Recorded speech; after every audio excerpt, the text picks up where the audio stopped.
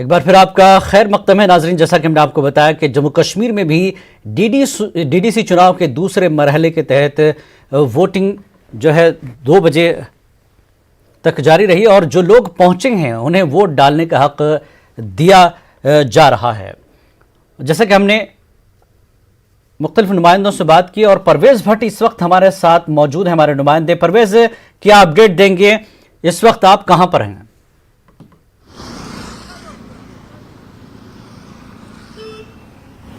जी जिलानी, मैं आपको बता दूं जो पोलिंग है यहाँ पे वो इख्तिताम पजीर हो गई है। यहाँ पे बहुत ही पुरअमन तरीके से यहाँ आज पोलिंग हुई है। खासतौर काफ़ी सेंसिटिव एरियाज़ में भी पोलिंग थी आज। यहाँ पे अगर हम डाउनटाउन की भी बात करें तो डाउनटाउन के कुछ इलाकों में भी पोलिंग हुई आज यहाँ पे। ताहम किसी भी अप्रिय घटना की कोई इतला कहीं से नहीं मिली है। अगर हम पोलिंग शरह के हवाले से बात करें तो 1 बजे तक जो आंकड़े हमारे पास आए हैं उसमें से 27.84% जो है कश्मीर वादी में पोलिंग हुई है। 1 बजे तक की डिटेल हमें आपको बता रहे हैं। अभी 1 बजे के बाद का आना अभी बाकी है आंकड़ा। लेकिन इसमें जो बात है वो हाईएस्ट पोलिंग जो हुई है वो बांडीपोरा एरिया में हुई है। डिस्ट्रिक्ट बांडीपोरा में 60% के करीब वहां पे पोलिंग हुई है और जो लोवेस्ट पोलिंग हुई है वो पुलवामा में हुई है, पुलवामा डिस्ट्रिक्ट में। अगर हम बात करें पिछले फेज में भी हमने देखा कि पुलवामा में जो पोलिंग की शरह है वो काफी कम रही। इसके मुख्तलिफ वजूहात हैं कि वहां पे लोग ज्यादा वोट डालने नहीं निकले क्योंकि वहां पे जो हालात हैं वो अक्सर बेशतर खराब ही रहते हैं और मिलिटेंसी का ज्यादा इफेक्ट है वहां पे। तो इस वजह से देखा गया है कि वहां पे जो पोलिंग शरह है वो काफी कम है। कुल मिला के देखें तो पोलिंग जो यहाँ पे है पीसफुली आज यहाँ पे इख्तिताम पजीर हुई और बिना किसी अप्रिय घटना के, बिना किसी कोई बड़े इंसिडेंट के ये पोलिंग अंजाम दी गई यहाँ पे। इसके हवाले से मैं बता दूं आपको, सिक्योरिटी के एलोबरेट इंतजाम किए गए थे, सिक्योरिटी के पुख्ता बंदोबस्त किए गए थे। हमने काफी जगहों पे देखा ड्रोन कैमरास का भी इस्तेमाल किया गया और जो सिक्योरिटी फोर्सेस है वो लगातार पेट्रोल करती रही पोलिंग बूथ्स पे। पोलिंग अमला भी इसमें काफी मुतहरक रहा, उन्होंने भी अपने फराइज जो हैं वो अच्छी तरह से अंजाम दिए। लेकिन एक बात जरूर है, यहाँ पे कोविड की जो पासदारी है, कोविड गाइडलाइंस की जो पासदारी है वो कहीं पे देखने को नहीं मिली। खासतौर अगर हम श्रीनगर डिस्ट्रिक्ट के हवाले से बात करें, न कहीं पे सैनिटाइजर थे, न वोटर्स ने मास्क पहने थे और ना ही उनका टेम्परेचर चेक किया जाता था जब वो पोलिंग बूथ पे आएंगे। जो फाइनल अपडेट है, फाइनल अपडेट हम शाम को हमें मिलेगा जब चीफ इलेक्शन कमिश्नर जो हैं, जो स्टेट इलेक्शन कमिश्नर हैं, जब वो प्रेस कॉन्फ्रेंस करेंगे और प्रेस कॉन्फ्रेंस में जानकारी देंगे वो किस इलाके में कितने फीसदी वोट पड़ा है। अभी परवेज हमारे साथ समीर भट्ट भी जुड़ चुके हैं। समीर, आप क्या अपडेट दे रहे हैं? इस वक्त पोलिंग का वक्त खत्म हो गया है, कितना परसेंटेज अभी देखने को मिला? देखिए जिलानी, मैं आपको बता दूं फाइनल आंकड़ा तो कुछ टाइम में मिलेगा, लेकिन जो इनिशियल आंकड़े आ रहे हैं वो उसके मुताबिक जो जम्मू डिवीजन की अगर हम बात करें तो बहुत अच्छा इंकरेजिंग ट्रेंड देखने को मिला है। लेकिन एक जगह छोड़ के वो है उधमपुर डिस्ट्रिक्ट, जहां पे थोड़ा वोटिंग परसेंटेज कम रही है। 2 वहां पे सीट्स के लिए इलेक्शन आज थे, लेकिन दोनों जगहों पे वोटिंग परसेंटेज जो वहां पे ट्रेंड पहले देखने को मिलता था, पहले के जब इलेक्शन असेंबली के या म्यूनिसिपल पोल्स या पंचायत पोल्स या असेंबली पोल्स के, उसके मुकाबले में थोड़ा कम है। लेकिन बाकी जगहों पे खासकर जम्मू डिस्ट्रिक्ट की जो लोन एकमात्र सीट है जो बलवाल ब्राह्मणा की, वहां पे तकरीबन 70% वोटिंग हुई है, जो कि एक बहुत ही अच्छी वोटिंग परसेंटेज देखने को मिली है। इस तरह बानिहाल में 61% हुई है। कुश्तवाड़ हो, भद्रवाह, डोडा, जितने भी बाकी अजला है, कठुआ, सांबा से लेकर, वहां पे भी बहुत अच्छी वोटिंग हुई है। फाइनल आंकड़ा कुछ देर में आएगा, लेकिन जाहिर तौर पर सबसे अच्छी बात समीर, आपने कुछ वक्त पहले कहा था कि लंबी कतारें यहां पर हैं, जो लोग वक्त पर पहुंच जाएंगे उन्हें वोट डालने का जो है मौका दिया जाएगा। तो क्या अभी भी लोग मौजूद हैं पोलिंग बूथों पर जो आखिरी वक्तों में पहुंचे हैं? देखिए मैं आपको बता दूं, जहां हम खड़े हैं यहाँ पे पोलिंग 2 बजे खत्म हो गई। जो ये पोलिंग स्टेशन है यहाँ पे बड़ी ब्राह्मणा में 2 बजे के बाद कुछ लोग थे जो अंदर ही थे, उनको वोटिंग करने दी गई और उसके बाद दरवाजा जो बाहर का जो है मेन डोर बंद कर दिया गया। तो फिलहाल यहाँ पे अब वोटिंग खत्म हो गई है। इसी तरह बाकी ज्यादातर जगहों पे वोटिंग खत्म हो गई, लेकिन कुछ जगहों पे चुनिंदा जगहों पे अभी कुछ लोग जो है उनको वोट डालने दिया जा रहा है जो इस पैरामीटर्स में जो अंदर थे। जी। कुल मिला के अच्छी बात ये रही कि वोटिंग जो है पीसफुल रही, अच्छी हेल्दी एटमॉस्फेयर में हुई, बहुत ज़्यादा लोगों ने इसमें पार्टिसिपेट किया। हालांकि ये भी है कि पाकिस्तान की तरफ से फिर एक बार आज सीज फायर वायलेशन हो गई बालाकोट में, जिसमें उन्होंने एक जो हमारा एक जवान है, बीएसएफ जवान है, उसकी शहादत हुई। जाहिर तौर पर जो हमारा दुश्मन कंट्री है वो नहीं चाहता कि यहाँ जमहूरियत फले पनपे, स्ट्रेंथन हो, उसको मजबूती मिले। आपने देखा 370 हटने के बाद बिल्कुल यहाँ पर पोलिंग अच्छी तरह से हुई है, भले ही पाकिस्तान खलल डालने की कोशिश करे। परवेज, जैसा कि आपने कहा कि अगर कुल मिलाकर 1 बजे तक की हम बात करें 27% है, तो क्या इस परसेंटेज पर हम इत्मीनान कर सकते हैं कि पहले से बेहतर है या कुछ और बढ़ने की उम्मीद है जब इलेक्शन कमीशन की तरफ से तमाम तफसील आएगी? परवेज जी, जिलानी मैं आपको बता दूं कि इस परसेंटेज के बढ़ने के काफ़ी सारे इम्कानात हैं अभी, क्योंकि जो फाइनल फेज में जो एंड के लम्हात में जो वोटिंग हुई वो काफ़ी बल्क में यहाँ पे वोटिंग हुई, जो कि काउंट करना अभी बाकी है। तो उम्मीद यही की जा सकती है कि जो शाम तक जो फाइनल अपडेट आएगा उसमें ये वोटिंग परसेंटेज जो है वो काफ़ी बढ़ जाएगी। अभी तक की भी जो परसेंटेज है वो भी काफ़ी इनकरेजिंग है, काफ़ी हौसलामंद ये परसेंटेज है, क्योंकि अच्छे खासे तादाद में लोग निकले हैं और अच्छे खासे तादाद में लोगों ने वोट यहाँ पे डाला है। कुछ इलाकों को छोड़ के जैसे पुलवामा या शुपियन हो, वहाँ पे वोटिंग की शरह काफ़ी कम है, लेकिन बाकी इलाकों की अगर हम बात करें तो बाकी इलाकों में काफ़ी ज़्यादा वोटिंग की शरह है। यहाँ श्रीनगर के हवाले से अगर बात करें, श्रीनगर में 28% वोट तकरीबन यहाँ पे पड़े हैं, जबकि यहाँ श्रीनगर में बहुत कम वोटिंग होती थी, लेकिन 1 बजे तक यहाँ पे 28% तक वोट पड़े हैं। तो कुल मिला के देखें तो ये जो आंकड़े हैं ये काफ़ी एनकरेजिंग लग रहे हैं अभी तक, और आगे आने वाले वक्त में उम्मीद है कि ये शाम तक ये आंकड़े बढ़ जाएंगे, क्योंकि जो लास्ट चरण में जो पोलिंग हुई थी, जो वोटिंग हुई थी वो बल्क में हुई थी, क्योंकि सुबह के टाइम काफी कम लोग निकले थे वोट डालने के लिए, लेकिन बाद में जो ही मौसम में थोड़ा सुधार आया और धूप थोड़ी खिल गई, यहाँ पे थोड़ी धूप निकल गई, तो उसके बाद जो है काफी तादाद में लोग निकले और लोगों ने अपना वोट कास्ट किया। यहाँ जिलानी में आपको साथ में ये भी बता दूं कि इस बारी जो हमें देखने को मिला वो ये है कि खवातीन की काफी तादाद जो है वो वोट डालने में हमें मसरूफ नजर आई। काफी सारी खवातीन से हमारी बात हुई जिनका साफ ये कहना था कि जो उनके बेसिक मसाइल हैं उनके लिए, उनका हल करने के लिए वो वोट डाल रहे हैं। खासतौर बेरोजगारी है या जो बिजली सड़क पानी के मसाइल हैं उनके हल करने के लिए वोट डाले हैं। यहाँ पे अगर देखें हम पिछले जो चुनाव यहाँ पे हुए तो श्रीनगर में खासतौर अगर हम बात करें तो काफी कम तादाद में खवातीन यहाँ पे वोट डालने निकलती थी। ताहम इस बारी ये एक एनकरेजिंग बात ये भी है कि जिन पोलिंग बूथ्स पे हम आज सुबह से गए तो काफी सारी खवातीन हमने देखी लाइंस में, कतारों में खड़ी रह के अपने वोट का वो इंतजार कर रही थी, अपनी टर्न का इंतजार कर रही थी।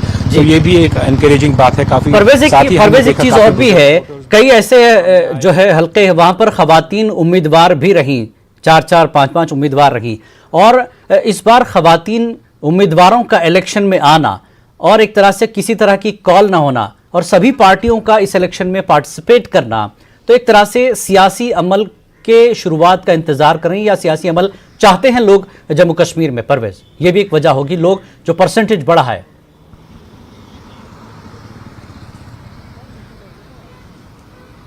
जी बिल्कुल जिलानी, अगर हम बात करें खासतौर अगर हम इन इलेक्शंस की बात करें, इन इलेक्शंस को लोग देख रहे हैं इस तरह से कि ये जो पॉलिटिकल इश्यूज हैं यहाँ पे, चाहे 370 की बात करें या दफ़ा 35A की हम बात करें, उससे अलग रख के इन इलेक्शंस को देखा जा रहा है। इन इलेक्शंस को सिर्फ डेवलपमेंट के लिए देखा जा रहा है, क्योंकि ग्रास रूट लेवल पर डेवलपमेंट होगी। यहाँ पे आपको मालूम होगा कि कश्मीर पिछले कुछ सालों में काफ़ी पिछड़ा रह गया था, काफ़ी यहाँ पे जो डेवलपमेंटल वर्क्स है वो हो नहीं पाए हैं। और अगर हम पिछले 1.5 साल की ही बात करें तो कोविड-19 और उससे पहले दफ़ा 370 के हटने की वजह से जो लॉकडाउन यहाँ पे रहा, तो उसकी वजह से भी जो बेरोजगारी है वो काफ़ी बढ़ गई थी यहाँ पे, तो लोगों के मसाइल हैं काफ़ी सारे। तो इस वजह से जो लोग हैं वो काफ़ी तादाद में वोट डालने निकले हैं, लेकिन साथ में उन्होंने ये भी कहा कि जो पॉलिटिक्स है, पॉलिटिक्स अपनी जगह पे है, पॉलिटिक्स को साइड में रख के वो इन इलेक्शंस में वोट डाल रहे हैं, सिर्फ डेवलपमेंट के लिए वोट डालें। यहाँ पे जिलानी मैं आपको बता दूं, पॉलिटिकल इशूज जब होंगे, जब असेंबली इलेक्शंस यहाँ पे होंगे, उसमें पॉलिटिकल इशूज होंगे, उसमें एब्रोगेशन आर्टिकल आर्टिकल के एब्रिगेशन के हवाले से मुद्दे चलेंगे और मैनिफेस्टोज में वैसे वैसे चीज़ें होंगी। यहाँ पे अगर हम आज के इलेक्शंस के हवाले से बात करें तो मैनिफेस्टोज में सिर्फ इतना था कि जो बिजली सड़क पानी है वो मसाइल हल होंगे और जो ग्राउंड लेवल पे जो डेवलपमेंट होनी है जो काफ़ी अरसे से काफ़ी सालों से यहाँ पे नहीं हो पा रही थी, तो वो डेवलपमेंट के लिए उन मुद्दों के लिए ये वोट डालने के लिए लोगों से कहा गया था। और इस वजह से हमने देखा कि काफ़ी तादाद में जो है लोग बाहर अपने घरों से निकले और उन्होंने अपने वोट कास्ट किया इसमें। जिलानी जी समीर, जैसा कि परवेज कह रहे हैं कि इस बार इलाकाई मसाइल, आवाम के अपने जो मसाइल हैं वो कहीं ना कहीं दूर रह जाते थे और सियासत हो जाती थी। तो जम्मू की जो सियासी सोच है लोगों की, क्या उनकी भी ऐसी है सोच के इस इलेक्शन में वो सिर्फ अपने मसाइल, इलाकाई मसाइल हल करना चाहते हैं, सियासत के लिए और भी इलेक्शन है? जी बिल्कुल बिल्कुल जिलानी, यही बात हमने देखी है। जहाँ जहाँ हम गए, जहाँ जहाँ हम लोगों से बात हुई और हमने कैंपेनिंग में भी देखा, लोग सिर्फ अपने मसाइल की बात करें। वो कहते हैं कि ये डीडीसी पोल है, इसको इलाकाई सतह पर रहने दो, लोकल इश्यूज को ही उबारो। यहाँ पे लोगों ने कहा कि 4G क्यों नहीं आ रहा। स्टूडेंट से बात हुई, जो फर्स्ट टाइम वोटर्स हैं, नौजवान हैं, वो कहते हैं कि 4G क्यों बंद कर दिया गया। अब देखिए क्या इश्यूज हैं। 4G रेस्टोरेशन मांग रहे हैं लोग। वो कहते हैं कि 370 गुपकार बाकी चीजें वो अपनी जगह है, पाकिस्तान के साथ जो रिश्ते रखने हैं वो अपनी जगह है। उसको आगे के इलेक्शंस में, जब असेंबली के इलेक्शंस होंगे, पार्लियामेंट के इलेक्शंस होंगे, वहां पे आप ये इश्यूज उठा दीजिए। 370, 335A बाकी चीजें जो है इमोशनल कार्ड खेलते रहिए। लेकिन ये डीडीसी के पोल्स हैं, यहाँ पे हमें इश्यूज जो हम बेसिक प्रॉब्लम जो हम अपने गाँव में, अपने ब्लॉक में फेस कर रहे हैं, उनकी तरफ हम ध्यान देना चाहते हैं। 4G का कहाँ पे है? 4G हमें दीजिए, हमें रोजगार दीजिए, हमें बिजली दीजिए, पानी दीजिए, सड़क दीजिए, हेल्थ फैसिलिटीज दीजिए, हमारी जिंदगी को बेहतर बनाइए, किसानों के लिए कोई स्कीम लाइए, जो लेडीज हैं, खवातीन हैं, उनकी वेलफेयर की स्कीम्स लाइए। तो ये चीजें इश्यूज बने हैं, ये चीजें इश्यूज बनी हैं। हालांकि बहुत सारी पार्टीज, कुछ पार्टीज ने इमोशनल कार्ड भी खेला, बहुत बड़े बड़े बड़े नारे भी दिए, इमोशनल नारे, लेकिन उसको दरकिनार करके आज के इशू जो लोग हैं, जो इलेक्शन है, इसमें ज्यादातर लोगों ने उन इश्यूज पे, जो इलाकाई इश्यूज हैं, जो लोकल इश्यूज हैं, जो उन गांव ब्लॉक सतह पे जो इश्यूज हैं, उनको बेस बना के वोट दिया है। और जाहिर तौर पर एक उम्मीद की किरण ये भी दिख रही है कि अच्छे कैंडिडेट्स आएंगे। पहले मरहले में भी अच्छा ट्रेंड देखने को मिला है, जिस तरह परवेज भी आज कह रहे थे कि कश्मीर में भी बहुत अच्छा ट्रेंड देखने को मिला है वोटिंग का। तो जाहिर तौर पर हमें उम्मीद करनी चाहिए कि लोग अब डेवलपमेंट को बेस बना के वोट देंगे, ना कि इमोशनल इश्यूज को बेस बना के वोट देंगे। अगर इमोशनल इश्यूज को वोट बना के दिया तो हो सकता है कि गलत उम्मीदवार की तरफ भी वोट जा सकता है। अगर डेवलपमेंट को देखकर और अच्छे कैंडिडेट्स को देखकर वोट दिया जाएगा तो जाहिर तौर पर उनके मसाइल हल होंगे, आगे चल के उनकी आवाज उठेगी अच्छे पैमाने पे और अच्छी सतह पे, तो जाहिर तौर पर उसका फायदा लोगों को होगा। हमने जिस तरह मैं बार बार कहा कि आज जहां जहां हम गए तो लोगों के अपने अपने इश्यूज हैं। हम वेस्ट पाक रिफ्यूजीज जो पहली बार वोट दे रहे हैं डीडीसी में, उनके अपने इश्यूज हैं, किसानों के अपने इश्यूज हैं, खवातीन के अपने इश्यूज हैं। तो कुल मिला के फर्स्ट टाइम वोटर्स के जो यूथ हैं उनके अपने इश्यूज हैं, उनको नौकरी चाहिए। कुल मिला के अगर हम देखें तो डेवलपमेंट एक इशू बना है, डेवलपमेंट ही एक मेन बेस बना है रहा है। डेवलपमेंट लोग चाहते हैं, इसलिए इस बार बड़ी तादाद में लोग निकलकर वोट किया है उन्होंने, क्योंकि उनके अपने इलाकाई मसाइल हैं जिससे वो हमेशा जूझते रहते हैं। कश्मीर की हम अक्सर खबरें देखते हैं। परवेज, जैसा कि आपने भी कई ऐसे जो स्टोरीज कवर किया है, लोगों के अपने जो छोटे छोटे मसाइल है, वो एक अरसा हो जाता है कि सड़क नहीं पहुंची, पानी नहीं पहुंचा, तार, बिजली के तार जो है जमीन पर लटक रहे हैं, ठीक है। लेकिन एक चीज है, सरहदी इलाकों की अगर हम बात करें तो लोगों ने अक्सर हमने खबरों में देखा कि बंकर का उन्होंने मुतालबा किया कि हमारी जान खतरे में रहती है। आए दिन पाकिस्तान से जिस तरह से फायरबंदी की खिलाफ वर्जी होती है उसमें उनकी जान का खतरा आता है। तो बंकर्स का भी इस बार जो है मुतालबा किया गया लीडरों से। परवेज जी बिल्कुल जिलानी, अगर हम बॉर्डर एरियाज़ की यहाँ पे बात करें तो बॉर्डर एरियाज़ के अपने मसाइल हैं। बॉर्डर एरियाज़ के मसाइल हैं, सबसे पहले जो उनका मेन मसला है वो सिक्योरिटी का इशू है। जब भी सीज फायर वायलेशन होती है तो पहला टारगेट जो बॉर्डर एरियाज़ के रेजिडेंट्स होते हैं वही उसके टारगेट्स बनते हैं और उन्हीं में ज़्यादा कैजुअल्टीज़ होती हैं, जिसके हवाले से हमेशा से उनकी मांग रही है कि उनको कंक्रीट बंकर्स दिए जाएँ ताकि वो सेफ मुकामात पर शिफ्ट कर सकें उस टाइम जिस टाइम सीज फायर वायलेशन होगी। तो इस पर हमने देखा कि काफ़ी सारा काम इस पर हुआ भी, लेकिन काफ़ी सारे एरियाज अभी भी ऐसे हैं जहाँ पे ये बंकर्स अभी तक बने नहीं हैं। अगर यहाँ उड़ी की बात करें या करना की बात करें या साधना इसकी बात करें तो ऐसी जगह अभी भी हैं जहाँ पे जो ऐसे कंक्रीट बंकर्स अभी बनने बाकी हैं, जिसका कि सेंट्रल गवर्नमेंट ने उनको वादा किया था कि ऐसे बंकर्स बनाए जाएंगे। दूसरा जो अहम मुद्दा बॉर्डर एरियाज का रहता है वो है कनेक्टिविटी का, रोड कनेक्टिविटी का। रोड कनेक्टिविटी अक्सर देखा गया है कि जो यहाँ के बॉर्डर एरियाज हैं रोड कनेक्टिविटी डिस्कनेक्ट हो जाती है। तकरीबन 6 महीने यहाँ पे जो बॉर्डर एरियाज हैं वो क्लोज रह जाते हैं, चाहे हम गुरेज की बात करें या उड़ी की बात करें या यहाँ पे करना की बात करें या केरन की बात करें, तो अक्सर ये इलाके जो हैं वो बाकी जो दुनिया है बाकी दुनिया से कट ऑफ हो जाते हैं 6 महीने के लिए। तो बॉर्डर एरियाज के लोगों की ये भी एक डिमांड है कि जो कनेक्टिविटी उनकी है वो हमेशा बहाल रहे, क्योंकि काफ़ी सारे इंसिडेंट्स होते हैं, कोई हेल्थ प्रॉब्लम होती है, हेल्थ इश्यूज होते हैं, तो जो विंटर्स में उनके लिए जानलेवा बन जाते हैं और उनकी मासूम जानें वहाँ पे ज़ाया हो जाती हैं। तो ये 2 मेन इश्यूज हैं। दूसरा इलेक्ट्रिसिटी का भी मसला है बॉर्डर एरियाज में। काफ़ी सारे बॉर्डर एरियाज अभी ऐसे हैं जो कि इलेक्ट्रीफाइड नहीं है।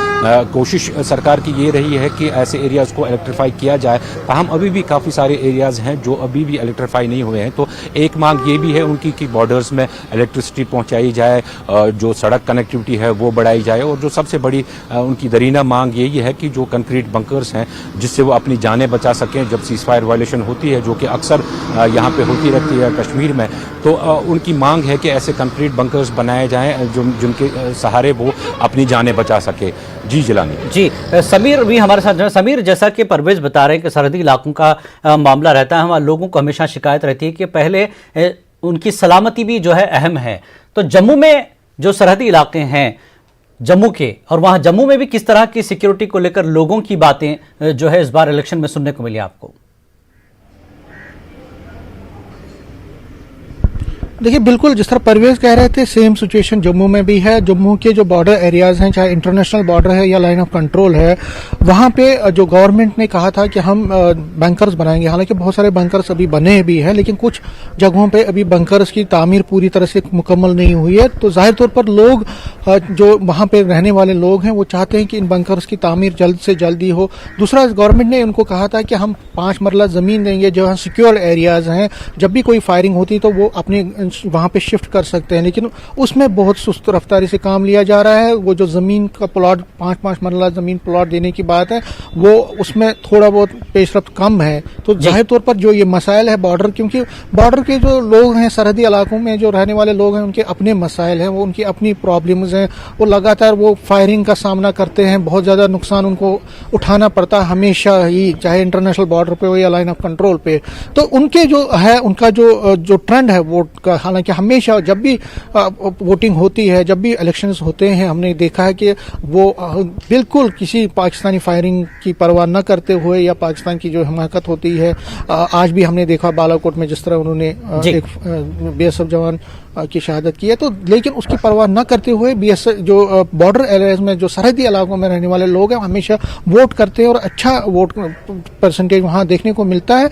तो एक उम्मीद उनकी यही रहती है वोटरों को जम्मू हो या कश्मीर हो, दोनों जो है इलाकों के अवाम को उम्मीदें हैं इस इंतखाबात से कि उनके इलाकाई मसाइल हल होंगे। आप दोनों का बेहद शुक्रिया, सज्जाद आपका भी और समीर आपका भी। काफ़ी देर से आपने पूरी तफसील दी कि लोगों ने वोट किया, बड़ी तादाद में वोट किया, और इस बार का जो परसेंटेज है चाहे वो जम्मू का हो या कश्मीर का हो वो हिम्मत अफजा है, हौसला अफजा है। परवेज आपका भी बहुत बहुत शुक्रिया। और सज्जाद इस वक्त हमारे साथ जुड़ चुके हैं, हमारे नुमाइंदे। पोलिंग खत्म हो चुकी है। सज्जाद, क्या अपडेट देंगे, कितना परसेंटेज अभी तक आप तक पहुंचा है, क्या जानकारी देंगे आप? जी जिलानी, हमारे पास सिर्फ अभी 1 बजे तक का परसेंटेज आया हुआ है और 1 बजे तक जो है जैनगीर और कुंजर जो है सेगमेंट उनमें 25% से ऊपर वोटिंग हुई है। और ये बात मैं यहाँ पे कहना चाहूंगा कि दोनों जगहों पे वोटिंग बिल्कुल पुरअमन तौर पर मुकम्मल हुई। वोटरों की तादाद जो है सुबह, पहले भी मैंने कहा है, सुबह चूंकि सर्दी थी, बहुत कोहरा छाया हुआ था, तो कम थी थोड़ी, लेकिन दिन बढ़ने के साथ साथ धूप भी निकल गई, मौसम भी खुशगवार हो गया और काफी वोटर जो है पोलिंग मराकज़ की तरफ आ गए और अपने हक राय दही का जो है इजहार किया। जी जिलानी। जी सज्जाद, जैसा कि आप कह रहे हैं कि एक 25% तक कभी पहुंचाए, तो क्या पूरी तरह से हमें क्या उम्मीद लगाई जाए कि परसेंटेज बढ़ेगा, क्योंकि अभी वोट काउंट हो रहे होंगे? जी, आपकी बात सही है, वोट काउंट हो रहे हैं। ऐसा लग रहा है कि 31 और 35% के दरमियान जा सकती है ये फिगर। जिस हिसाब से वोटर निकले, जिस हिसाब से रश देखा गया पोलिंग स्टेशन में, उस हिसाब से लगता है कि काफी बढ़ सकती है जो परसेंटेज है। जी, आप हमारे साथ लाइन पर बने रहे। मुनीर हमारे साथ जुड़ चुके हैं, मुनीर हुसैन हुरा। मुनीर, आप क्या जानकारी दे रहे हैं? इस वक्त पोलिंग खत्म हो चुकी है, कितनी उम्मीद की जाए कि हिम्मत अफजा है, हौसला अफजा है पोलिंग अभी? देखिए जिलानी, ये बात सही है कि ये हौसला अफजा है जिस तरीके से लोगों ने इस पोलिंग अमल में हिस्सा लिया है। ये हौसला अफजा है जिस तरीके से गुज़श्ता सालों से जिस तरीके से पोलिंग हो रही थी, और आज जिस तरीके से लोगों ने बढ़ चढ़ कर हिस्सा लिया है, खासकर नौजवानों ने और खवातीन ने खासकर इस पोलिंग अमल में हिस्सा लिया है, ये एक हौसला अफजा कदम है। और अभी जो एहतमाम हो गई है पोलिंग, और अब जो एग्जामी मरहले में खत्म हो चुकी है ये, और अब अलबत्ता आज ही जो पंच और सरपंचों की वोटिंग हुई है, उसमें उनकी जो वोटिंग है वो आज ही गिनेंगे, और उनका जो फैसला है वो आज शाम तक आ जाएगा। जी मुनीर, जो मुद्दे रहे हैं, हिम्मत अफजा, हौसला अफजा रही है पोलिंग। आप बेरवा कुंजर में हैं, कई स्टोरीज आपने की थी इलाकाई और अवामी मसाइल को लेकर, तो नौजवानों की एक बड़ी तादाद नजर आई, आपने कहा, तो नौजवानों के मुतालबात, उनकी उम्मीदें क्या रही इस बार डीडीसी इलेक्शन में?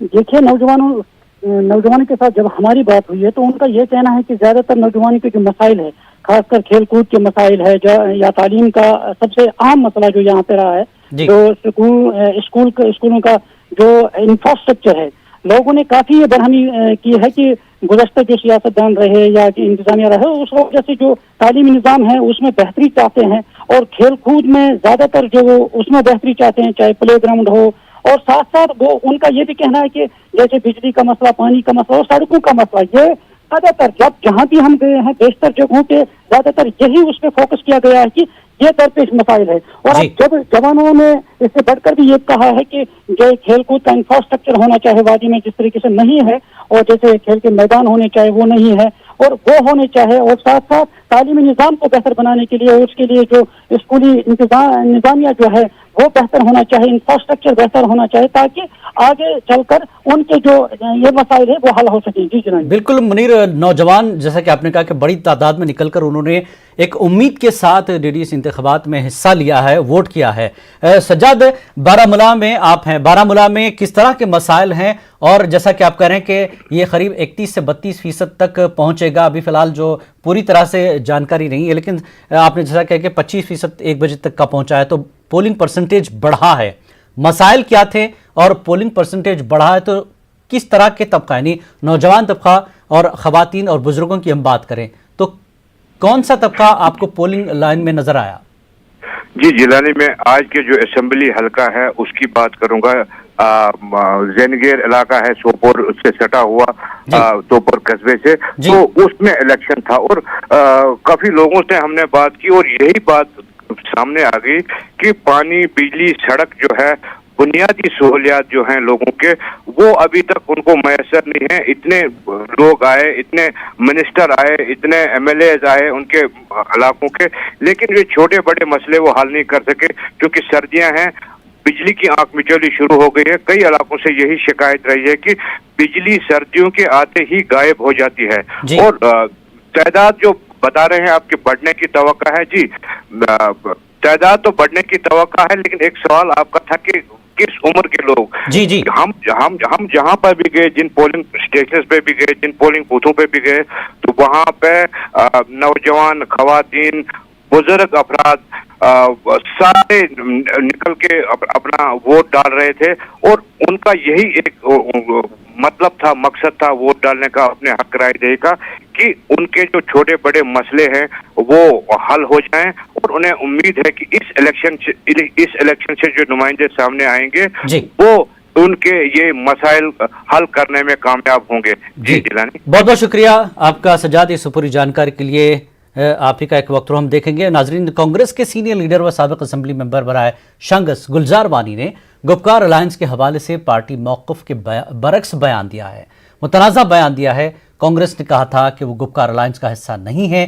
छतरगुल में न्यूज़ 18 नुमाइंदे मुदस्सिर कादरी से बात करते हुए गुलजार वानी ने कहा कि उनकी दुख्तर सुबहत गुलजार को गुपकार अलायंस की हिमायत हासिल है। वानी ने कहा कि उनकी दुख्तर गुपकार अलायंस की उम्मीदवार के तौर पर मैदान में है। वानी ने छतरगुल में अपना वोट डालने के बाद इन बातों का इजहार किया। हमारी कांग्रेस की कैंडिडेट मेरी बेटी है। गुपकार अलायंस की भी जो फैसला हुआ है उसके तहत उनकी भी कैंडिडेट है और यहाँ के लोगों की एक मुश्तरका कैंडिडेट है। यहाँ सब लोग वोट करेंगे कांग्रेस पार्टी के लिए और इंशाल्लाह हम ये चुनाव जीत जाएंगे। यहाँ ये उम्मीद है। तो एक जानिब कांग्रेस जो है अपना पल्ला झाड़ रही है कि गुपकार डिक्लेरेशन का वो हिस्सा नहीं है, और दूसरी जानिब किस तरह से कह सकते हैं आपकी ये अलायंस की एक मुश्तरका उम्मीदवार है? देखिए, ये तो सीट शेयरिंग का मामला है। हमने जो इलेक्टोरल अलायंस की बात की, हमारे और डॉक्टर फारूक अब्दुल्ला साहब या महबूबा जी है, उनके साथ जो हमारी बात हुई उसमें सीट शेयरिंग की बात हुई और उस वक्त ये फैसला किया गया कि क्रिमिनल फोर्सेस को दूर रखने के लिए हम सब लोगों का ये फ़र्ज़ बनता है कि हम आज एक मुश्तरका कैंडिडेट हर एक एरिया में, हर एक टेरिटोरियल कॉन्स्टिट्यूंसी में मुश्तरका तौर ये चुनाव लड़ेंगे। और इसी तरह जो शांगस छतरगुल की जो सीट है टेरिटोरियल कॉन्स्टिट्यूंसी, इसमें बाज़ाबिता तौर गुपकार डिक्लेरेशन के फैसले के तहत ये सीट हमें मिली है और हम यहाँ चुनाव लड़ रहे हैं। और लोग भी, सारे लोग, चाहे वो नेशनल कॉन्फ्रेंस के लोग हैं, पीडीपी के लोग हैं या कांग्रेस के लोग हैं, उनका भी यहाँ मुश्तरका उम्मीदवार कांग्रेस का उम्मीदवार है और इसीलिए वोट कर रहे हैं। इसलिए हमने उनको दिया, कहीं हमने लिया। तो यहाँ भी ऐसा ही है कि आप देख रहे हो यहाँ एक ही सिंबल है जो कांग्रेस की निशानी है और कोई यहाँ चुनाव नहीं लड़ रहा है। कोई ऑफिशियल कैंडिडेट न नेशनल कॉन्फ्रेंस का है न पीडीपी का है।